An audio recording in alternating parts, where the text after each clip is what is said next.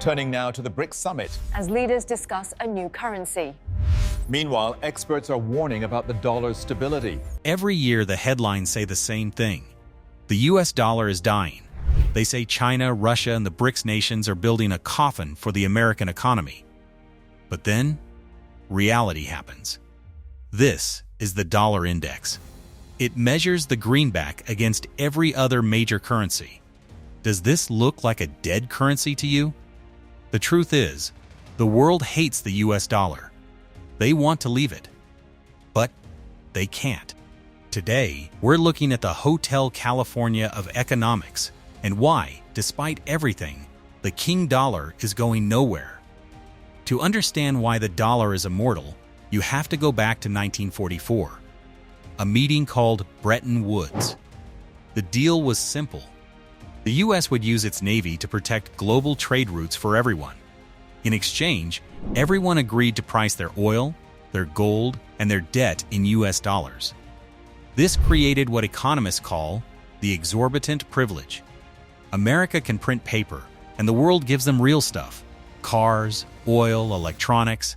In return, it sounds like a scam, and frankly, for the rest of the world, it kind of is. So, why haven't they quit? Imagine you want to sell $1 billion worth of oil. You need a safe place to park that cash. You could buy euros, but Europe is fragmented. They have one currency, but 27 different tax policies. It's risky. What about the Chinese yuan? China is the factory of the world, right? Here is the problem. China uses capital controls. It means you can bring money in, but the government decides if you can take it out. It's the Hotel California problem. Central banks don't like asking for permission to use their own money. This brings us to the dirty shirt theory. Imagine a laundry basket full of dirty shirts. The euro is stained by war in Ukraine. The yuan is trapped by the government. The yen is crashing. The US dollar? It's wrinkled, but it's the cleanest shirt in the pile. Then there is the plumbing. The SWIFT system. Almost 90% of global currency trading involves the dollar. If you are a Brazilian selling coffee to Vietnam, you don't trade real for dong. You trade real for dollars, then dollars for dong. It's a network effect. Everyone uses it because everyone uses it. To replace it, you wouldn't just need a new currency.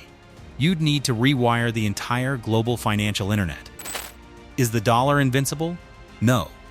Its share of global reserves has dropped from 70% to under 60%. The world is trying to diversify. The US debt is a ticking time bomb.